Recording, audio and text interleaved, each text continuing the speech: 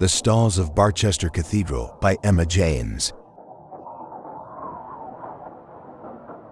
This matter began, as far as I am concerned, with the reading of a notice in the obituary section of the Gentleman's Magazine for an early year in the 19th century.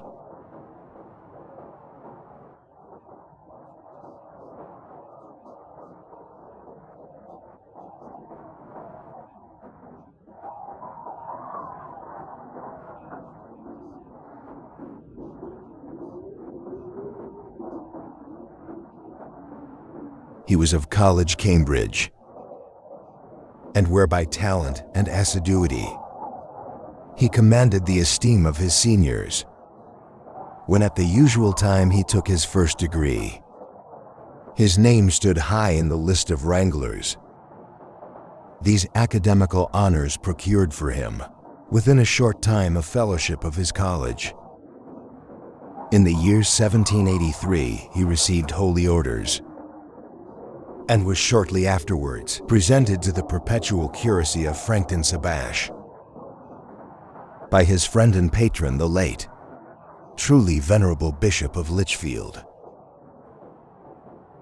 His speedy performance, first to a prebend, and subsequently to the dignity of precentor in the Cathedral of Barchester, form an eloquent testimony to the respect in which he was held and to his eminent qualifications.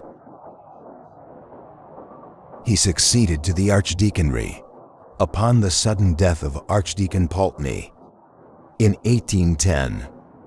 His sermons, ever conformable to the principles of the religion and church which he adorned, displayed in no ordinary degree, without the least trace of enthusiasm, the refinement of the scholar, united with the graces of the Christian, free from sectarian violence, and informed by the spirit of the truest charity. They will long dwell in the memories of his hearers. Here a further mission. The productions of his pen include an able defense of episcopacy, which, though often perused by the author of this, tribute to his memory afford but one additional instance of the wants of liberality and enterprise which is a too common characteristic of the publishers of our generation. His published works are indeed confined to a spirited and elegant version of the Argonautica of Valerius Flaccus, a volume of discourses upon the several events in the life of Joshua delivered in his cathedral, and the number of the charges which he pronounced at various visitations to the clergy of his archdeaconry. These are distinguished by etc., etc. The urbanity and hospitality of the subject of these lines will not readily be forgotten by those who enjoyed his acquaintance, his interest in the venerable and awful pile, under whose hoary vault he was so punctual an attendant, and particularly in the musical portion of its rites, might be termed filial, and formed a strong and delightful contrast to the polite indifference displayed by too many of our cathedral dignitaries at the present time. The final paragraph, after informing us that Dr. Haynes died a bachelor, says, "It might have been argued that an existence so placid and benevolent would have been terminated in a ripe old age by a dissolution equally gradual and calm. But how unsearchable are the workings of Providence! The peaceful and retired seclusion amid which the honored evening of Dr. Haynes' life was mellowing to its close was destined to be disturbed, nay, shattered by a tragedy as appalling as it was unexpected the morning of February 26th. But perhaps I shall do better to keep back the remainder of the narrative until I have told the circumstances which led up to it. These, as far as they are now accessible, I have derived from another source. I had read the obituary notice, which I have been quoting quite by chance, along with a great many others of the same period. It had excited some little speculation in my mind, but beyond thinking that, if I ever had an opportunity of examining the local records of the period indicated, I would try to remember Dr. Haynes. I made no effort to pursue his case. Quite lately I was cataloging the manuscripts in the library of the college to which he belonged. I had reached the end of the numbered volumes on the shelves, and I proceeded to ask the librarian whether there were any more books which he thought I ought to include in my description. "I don't think there are," he said, "but we had better come and look at the manuscript class and make sure. Have you time to do that now?" I had time. We went to the library, checked off the manuscripts, and at the end of our survey, arrived at a shelf of which I had seen nothing. Its contents consisted for the most part of sermons, bundles of fragmentary papers, college exercises, Cyrus, an epic poem in several cantos, the product of a country clergyman's leisure, mathematical tracts by a deceased professor, and other similar material of a kind with which I am only too familiar. I took brief notes of these. Lastly, there was a tin box which was pulled out and dusted. Its label, much faded, was thus inscribed: "Papers of the then Archdeacon Haynes, bequeathed in 18 by his sister Miss Letitia Haynes." I knew at once that the name was one which I had somewhat encountered, and could very soon locate it. That must be the Archdeacon Haynes, who came to a very odd end at Barchester. I've read his obituary in the Gentleman's Magazine. May I take the box home? Do you know if there's anything interesting in it?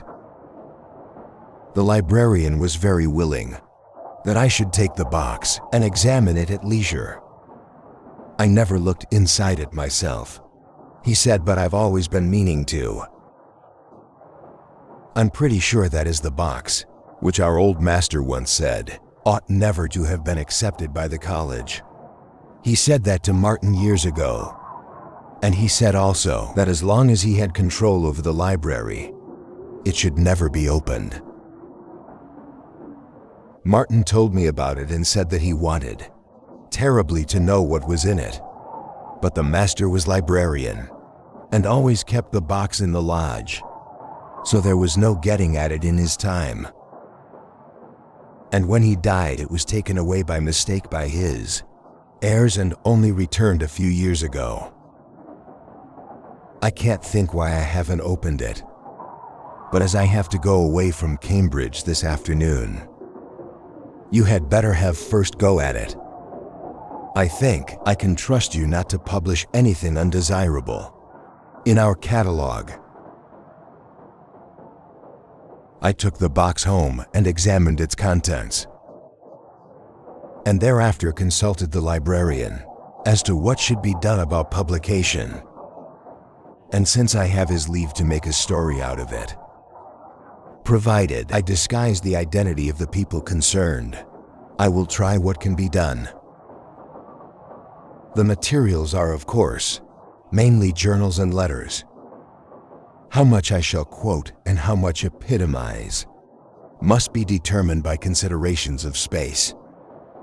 The proper understanding of the situation has necessitated a little, not very arduous research, which has been greatly facilitated by the excellent illustrations and text of the Barchester volume in Bell's Cathedral series. When you enter the choir of Boston Cathedral now, you pass through a screen of metal and colored marbles, designed by Sir Gilbert Scott, and find yourself in what I must call a very bare and odiously furnished place. The stalls are modern without canopies. The places of the dignitaries and the names of the prebends have fortunately been allowed to survive and are inscribed on small brass plates affixed to the stalls. The organ is in the triforium, and what is seen of the case is Gothic. The rood screen and its surroundings are like every other. Careful engravings of 100 years ago show a very different state of things. The organ is on a massive classical screen. The stalls are also classical and very massive. There's a baldacchino of wood over the altar, with urns upon its corners. Farther east is a solid altar screen, classical in design of wood, with a pediment in which is a triangle surrounded by rays, enclosing certain Hebrew letters in gold. Cherubs contemplate these. There is a pulpit with a great sounding board at the eastern end of the stalls on the north side, and there is a black and white marble pavement. Two ladies and a gentleman are admiring the general effect.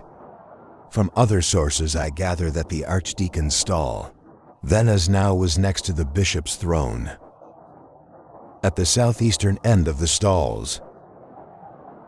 His house almost faces the west front of the church and is a fine red brick building of William III's time. Here Dr. Haynes, already a mature man, took up his abode with his sister in the year 1810. The dignity had long been the object of his wishes, but his predecessor refused to depart until he had attained the age of 92. About a week after he had held a Martis festival in celebration of that 92nd birthday, there came a morning late in the year when Dr. Haynes, hurrying cheerfully into his breakfast room, rubbing his hands and humming a tune, was greeted and checked in his genial flow of spirits by the sight of his sister, seated indeed in her usual place behind the tea urn, but bowed forward and sobbing unrestrainedly into her handkerchief. "What is the matter? What bad news?" he began. "Oh, Johnny, you've not heard the poor dear archdeacon." "The archdeacon, yes. What is it, ill? Is he?" "No. No, they found him on the staircase this morning." "It is so shocking." "Is it possible, dear? Dear Paul Pulteney, had there been any seizure?" "They don't think so, and that is almost the worst thing about it. It seems to have been all the fault of that stupid maid of theirs, Jane." Dr. Haynes paused. "I don't quite understand, Letitia. How was the maid at fault?" "Why, as far as I can make out, there was a stair rod missing, and she never mentioned it. And the poor old deacon set his foot quite on the edge of the step. You know how slippery that oak is. And it seems he must have fallen almost the whole flight and broken his neck. It is so sad for poor Miss Pulteney. Of course they will get rid of the girl at once. I never liked her." Miss Haynes' grief resumed its sway, but eventually relaxed so far as to permit of her taking some breakfast. Not so her brother, who, after standing in silence before the window, for some minutes left the room and did not appear again. That morning, I need only add that the careless maid servant was dismissed forthwith, but that the missing stair rod was very shortly afterwards found under the stair carpet. An additional proof, if any were needed, of extreme stupidity and carelessness on her part. For a good many years, Dr. Haynes had been marked out by his ability, which seems to have been really considerable, as the likely successor of Archdeacon Pulteney. And no disappointment was in store for him. He was duly installed and interred with seal. Upon the discharge of those functions, which are appropriate to one in his position, a considerable space in his journals is occupied with exclamations upon the confusion in which Archdeacon Pulten had left the business of his office and the documents appertaining to it. Dues upon Ringham and Barneswood have been collected for something like 12 years and are largely irrecoverable. No visitation has been held for 7 years. 4 chancels are almost past mending. The persons deputized by the Archdeacon have been nearly as incapable as himself. It was almost a matter of thankfulness that this state of things had not been permitted to continue, and a letter from a friend confirms this view. Hokikot, it says, in rather cruel allusion to the second epistle to the Thessalonians, is removed at last. My poor friend, upon what a scene of confusion will you be entering? I give you my word that, on the last occasion of my crossing his threshold there, was no single paper that he could lay hands upon, no syllable of mine that he could hear, and no fact in connection with my business that he could remember. But now, thanks to a neglected maid and a loose stair carpet, there is some prospect that necessary business will be transacted without a complete loss, alike of money and temper. This letter was tucked into a pocket in the cover of one of the diaries. There can be no doubt of the new Archdeacon's zeal and enthusiasm. Give me but time to reduce some semblance of order.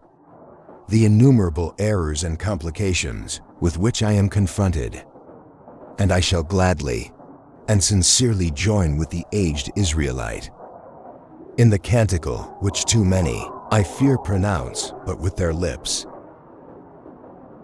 This reflection I find not in a diary, but a letter the doctor's friend seems to have returned his correspondence to a surviving sister. He does not confine himself, however, to reflections. His investigation of the rights and duties of his office are very searching and businesslike, and there is a calculation in one place that a period of 3 years will suffice to set the business of the Archdeaconry upon a proper footing. The estimate appears to have been an exact one. For just 3 years he is occupied in reforms, but I look in vain at the end of that time for the promised Nunc Dimittis. He has now found a new sphere of activity. His duties have precluded him from more than an occasional attendance at the cathedral services. Now he begins to take an interest in the fabric and the music. Upon his struggles with the organist, an old gentleman who had been in the office since 1786, I have no time to dwell. They were not attended with any marked success. More to the purpose is his sudden growth of enthusiasm for the cathedral itself and its furniture. There's a draft of a letter to Sylvanus Urban, which I do not think was ever sent, describing the stalls in the choir. As I have said, these were fairly late date, of about the year 17 in fact. The Archdeacon's stall, situated at the southeast end, west of the episcopal throne, now so worthily occupied by the truly excellent prelate who adorns the See of Barchester, is distinguished by some curious ornamentation. In addition to the arms of Dean West, by whose efforts the whole of the internal furniture of the choir was completed, the prayer desk is terminated at the eastern extremity by 3 small, but remarkable statuettes in the grotesque manner. One is an exquisitely modeled figure of a cat, whose crouching posture suggests with admirable spirit the stoppelness vigilance and craft of the redoubted adversary of the genus mus. Opposite to this is a figure seated upon a throne and invested with the attributes of royalty. But it is no earthly monarch whom the cover has sought to portray. His feet are studiously concealed by the long robe in which he is draped, but neither the crown nor the cap which he wears suffice to hide the prick ears and curving horns, which betray his Tartarian origin. And the hand which rests upon his knee is armed with talons of horrifying length and sharpness. Between these two figures stands a shape, muffled in a long mantle. This might at first sight be mistaken for a monk or friar of the gray, for the head is cowled and a knotted cord depends from somewhere about the waist. A slight inspection, however, will lead to a very different conclusion.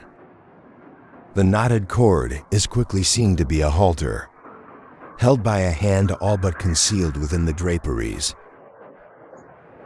while the sunken features and horror to relate, the rent flesh upon the cheekbones, proclaim the king of terrors. These figures are evidently the production of no unskilled chisel, and should it chance that any of your correspondents are able to throw light upon their origin and significance, my obligations to your valuable miscellany will be largely increased.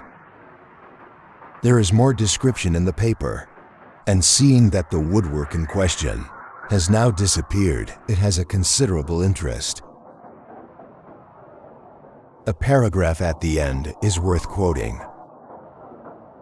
Some late researches among the chapter accounts have shown me that the carving of the stalls was not, as was very usually reported, the work of Dutch artists, but was executed by a native of this city or district named Austin.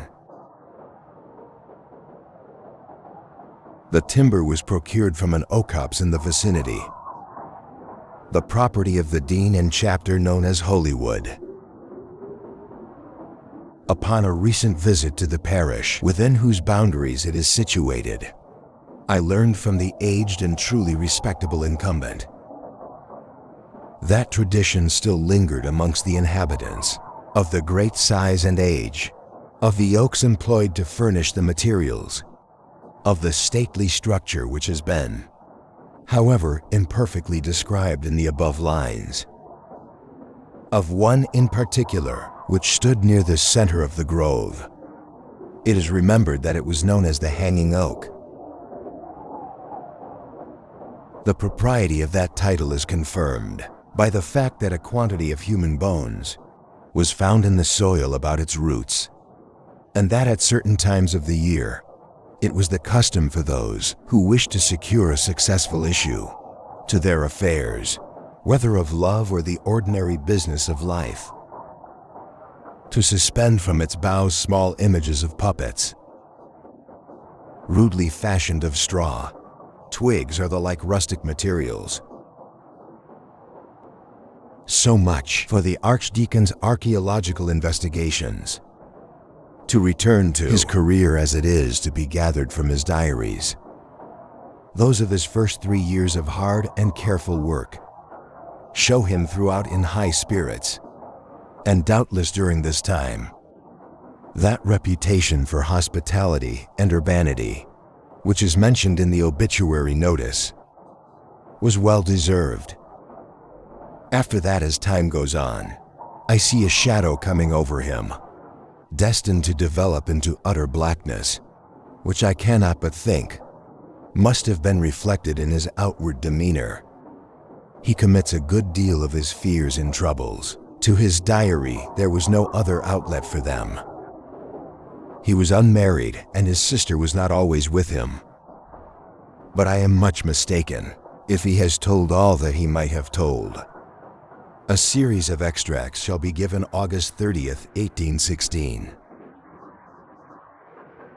The days begin to draw in more perceptibly than ever. Now that the archdeaconry papers are reduced to order, I must find some further employment for the evening hours of autumn and winter. It is a great blow that Letitia's health will not allow her to stay through these months. Why not go on with my defense of episcopacy? It may be useful. September 15th, Letitia has left me for Brighton. October 11th, candles lit in the choir. For the first time at evening prayers, it came as a shock. I find that I absolutely shrink from the dark season. November 17th. Much struck by the character of the carving on my desk.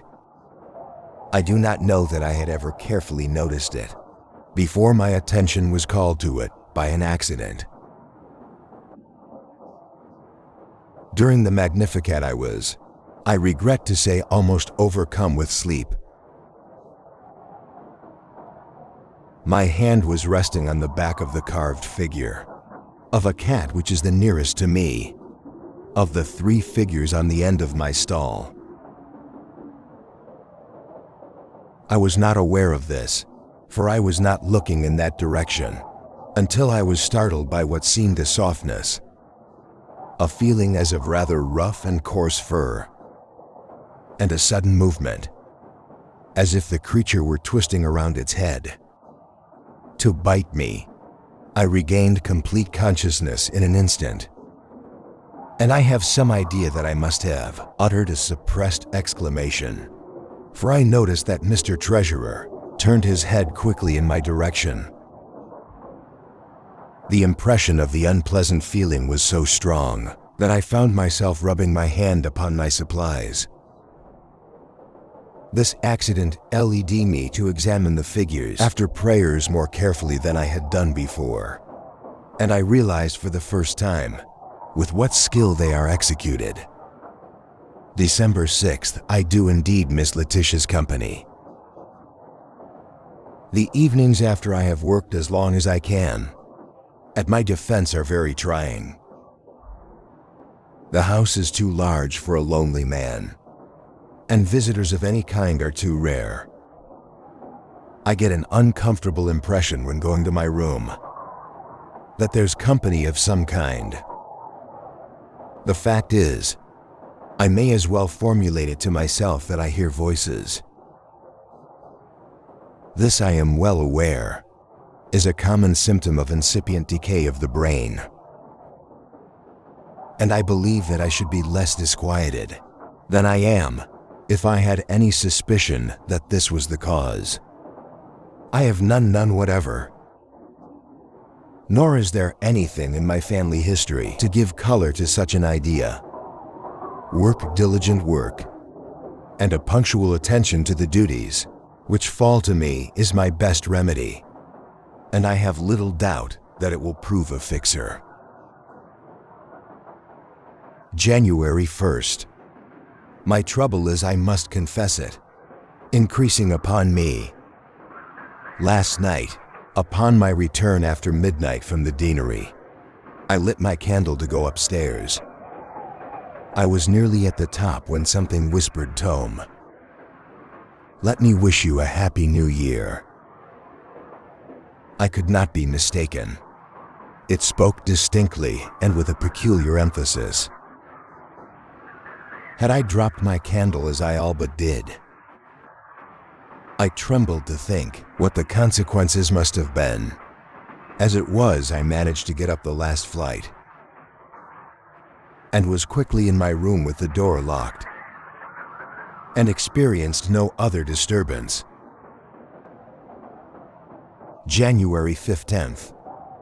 I had occasion to come downstairs last night to my workroom for my watch, which I had inadvertently left on my table.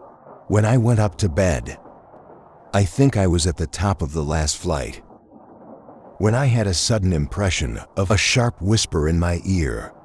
"Take care," I clutched the balusters and naturally looked round at once. Of course, there was nothing. After a moment, I went on. It was no good turning back, but I had as nearly as possible fallen. A cat, a large one by the feel of it, slipped between my feet, but again, of course, I saw nothing.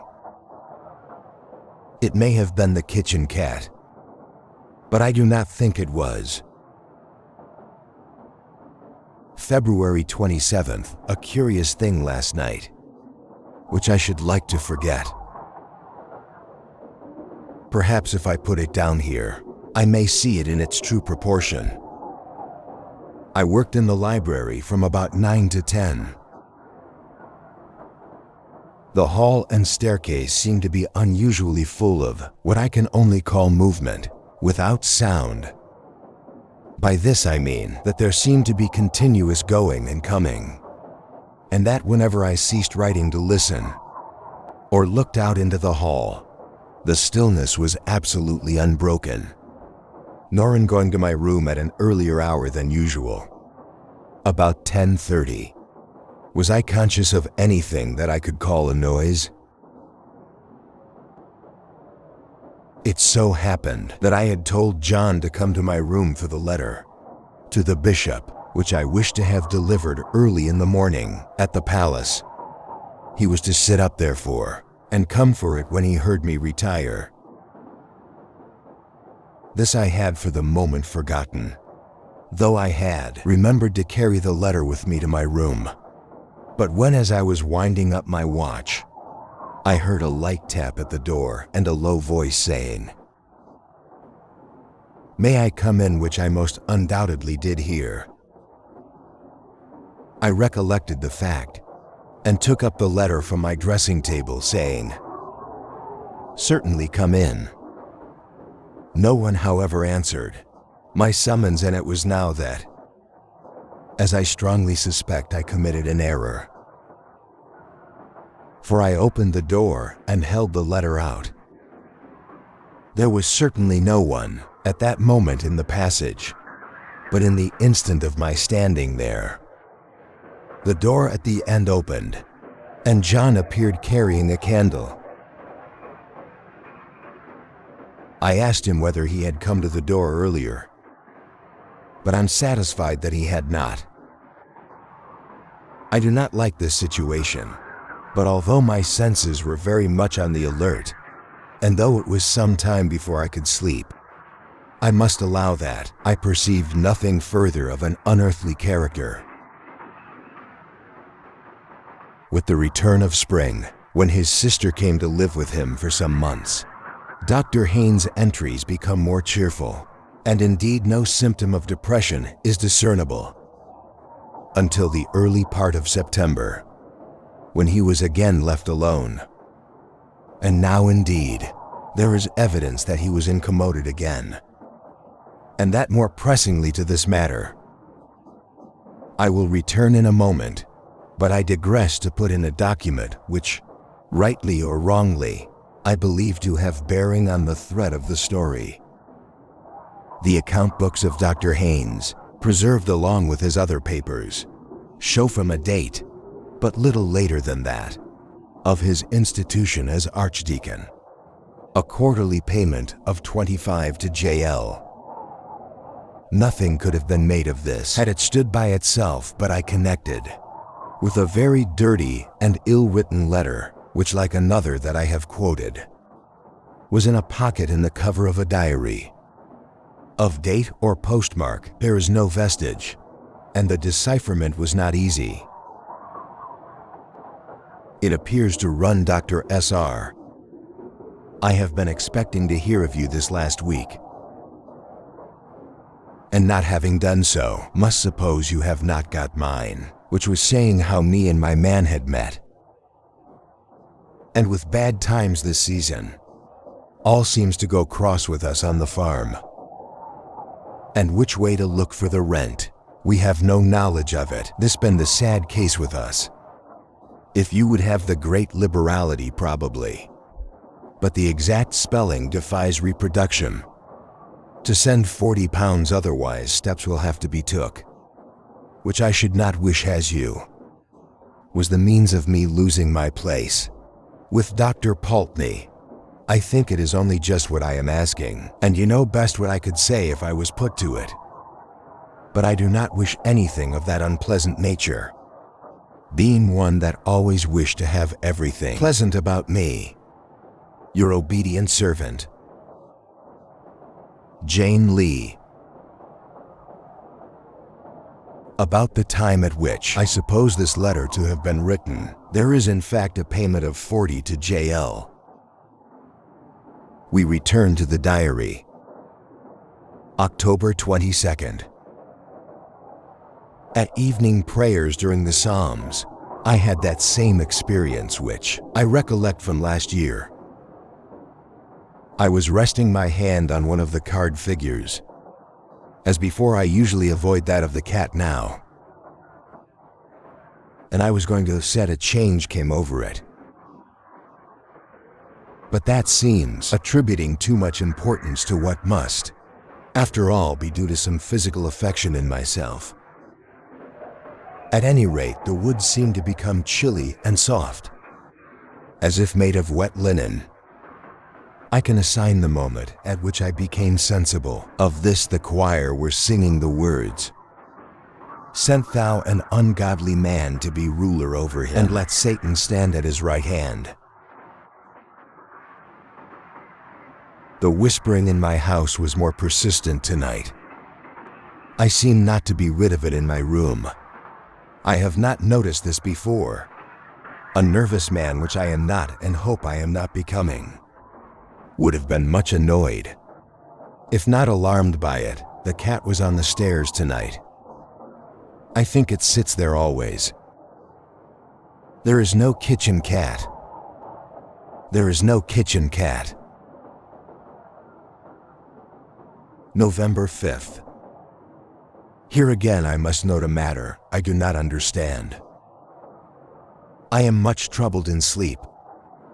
No definite image presented itself, but I was pursued by the very vivid impression that wet lips were whispering into my ear with great rapidity and emphasis. For some time together after this, I suppose I fell asleep, but was awakened with a start by a feeling as if a hand were laid on my shoulder.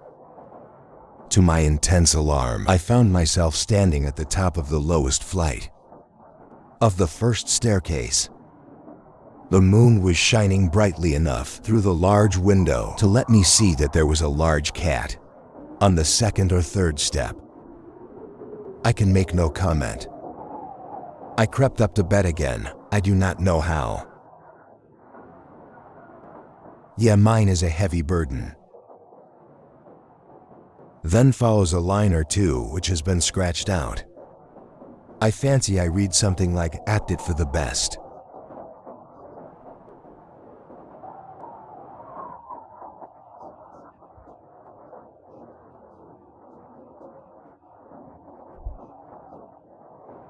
I omit as unnecessarily painful and distressing the ejaculations and prayers which in the months of December and January appear for the first time and become increasingly frequent. Throughout this time, however, he is obstinate in clinging to his post, which he did not plead ill health, and take refuge at Bath or Brighton. I cannot tell. My impression is that it would have done him no good, that he was a man who, if he had confessed himself beaten by the annoyances, would have succumbed at once, and that he was conscious of this. He did not seek to palliate them by inviting visitors to his house. The result he is noted in this fashion. January 7th, I have prevailed on my cousin Alan to give me a few days, and he is to occupy the chamber next to mine. January 11th, a still night. Alan slept well but complained of the wind. My own experiences were as before, still whispering and whispering. What is it that he wants to say? January 9th, Alan thinks this is a very noisy house. He thinks, too, that my cat is an unusually large and fine specimen, but very wild. January 10th, Alan and I in the library until 11. He left me twice to see what the maids were doing in the hall. Returning the second time, he told me he had seen one of them passing through the door at the end of the passage and said if his wife were here, she would soon get them into better order. I asked him what colored dress the maid wore. He said gray or white. I supposed it would be so. January 11th, Alan left me today. I must be firm. These words, I must be firm, occur again and again on subsequent days. Sometimes they are the only entry. In these cases, they are in an unusually large hand and dig into the paper in a way which must have broken the pen that wrote them. Apparently, the Archdeacon's friends did not remark any change in his behavior, and this gives me a high idea of his courage and determination. The diary tells us nothing more than I have indicated. Of the last days of his life. The end of it all must be told in the polished language of the obituary. Notice, the morning of February 26th was cold and tempestuous. At an early hour, the servants had occasion to go into the front hall of the residence, occupied by the limited subject of these lines. What was their horror upon observing the form of their beloved and respected master lying upon the landing of the principal staircase, in an attitude which inspired the gravest fears. Assistance was procured, and a universal consternation was experienced upon the discovery that he had been the object of a brutal and murderous attack. The vertebral column was fractured in more than one place. This might have been the result of a fall. It appeared that the stair carpet was loosened at one point, but in addition to this, there were injuries inflicted upon the eyes, nose, and mouth, as if by the agency of some savage animal, which, dreadful to relate, rendered those features unrecognizable. The vital spark, it is needless to add, completely extinct, and had been so, upon the testimony of respectable medical authorities, for several hours. The author or authors of this mysterious outrage are like buried in mystery, and the most active conjecture has hitherto failed to suggest a solution of the melancholy problem afforded by this appalling occurrence. The writer goes on to reflect upon the probability that the writings of Mr. Shelley, Lord Byron, and Voltaire may have been instrumental in bringing about the disaster, and concludes by hoping somewhat vaguely that this event may operate as an example to the rising generation. But this portion of his remarks need not be quoted in full. I had already formed the conclusion that Dr. Haynes was responsible for the death of Dr. Pulteney, but the incident connected with the carved figure of death upon the Archdeacon's stall was a very perplexing feature. The conjecture that it had been cut out of the wood of the hanging oak was not difficult, but seemed impossible to substantiate. However, I paid a visit to the Barchester, partly with the view of finding out whether there were any relics of the woodwork to be heard of. I was introduced by one of the canons to the curator of the local museum, who was, my friend said, more likely to be able to give me information on the point than anyone else. I told this gentleman of the description of certain carved figures and arms formerly on the stalls, and asked whether any had survived. He was able to show me the arms of Dean West and some other fragments. These, he sees, had been got from an old resident who had also once owned a figure, perhaps one of those which I was inquiring for. There was a very odd thing about that figure, he said. The old man who had it told me that he picked it up in a woodyard, whence he had obtained the still extant pieces, and had taken it home for his children. On the way home, he was fiddling about with it, and it came in two in his hands, and a bit of paper dropped out. This he picked up, and just noticing that there was writing on it, put it into his pocket, and subsequently into a vase on his mantelpiece. I was at his house not very long ago, and happened to pick up the vase and turn it over to see whether there were any marks on it, and the paper fell into my hand. The old man, on my handing it to him, told me the story I've told you, and said I might keep the paper. It was crumpled and rather torn, so I have mounted it on a card which I have here. If you can tell me what it means, I shall be very glad, and also, I may say, a good deal surprised. He gave me the card. The paper was quite legibly inscribed in an old hand, and this is what was on it. When I grew in the wood, I was watered with blood. Now in the church I stand. Who that touches me with his hand? If a bloody hand he bear, I counsel him to beware, lest he be fetched away, whether by night or day. But chiefly when the wind blows high. In a night of February, this I dreamt.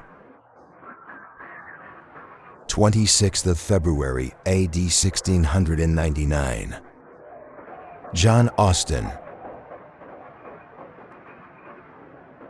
I suppose it is a charm or a spell.